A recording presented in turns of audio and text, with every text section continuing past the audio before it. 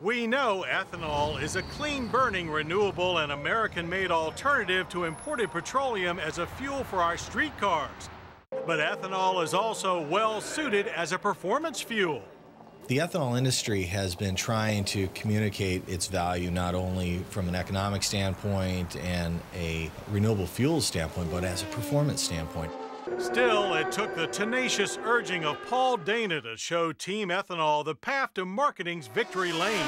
And it was through Paul's determined efforts that ethanol has become the fuel of choice for the Indy Racing League. Here we have a homegrown American fuel that has a huge base of grassroots support throughout the Midwest, and particularly among the farming community. And Indy cars traditionally have run on an alcohol. Although it's methanol, it's an alcohol-based series.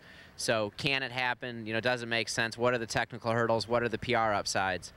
It took years of tireless salesmanship on Paul's part, but the results speak for themselves. In 2006, the IRL will run a blend of 10% ethanol and 90% methanol.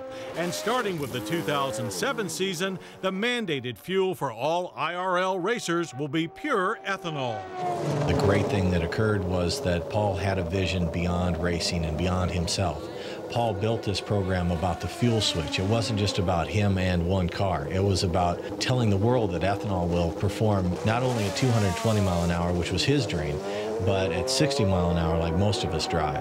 And so our program is as robust and maybe even stronger in its resolve because of his activities in getting us started. U.S. Department of Energy Secretary Samuel Bodman recently saw firsthand how ethanol has fit in seamlessly with the IRL. It really works. They felt that they got, if anything, I think a little better mileage, and the vehicle seems to be operating pretty well. So I don't expect there to be any real problem.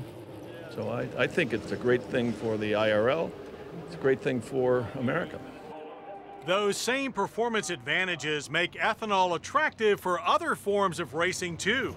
Dan Schwarzkopf has run a successful drag racing effort on ethanol fuel for years. We run in some outlaw type categories, top comp, top sportsman, which is you're capable of go down to 6 seconds flat.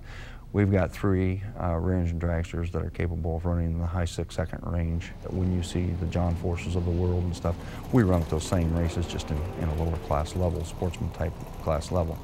Ethanol we've found to be competitive in that arena. We've been able to develop more horsepower than gas, obviously.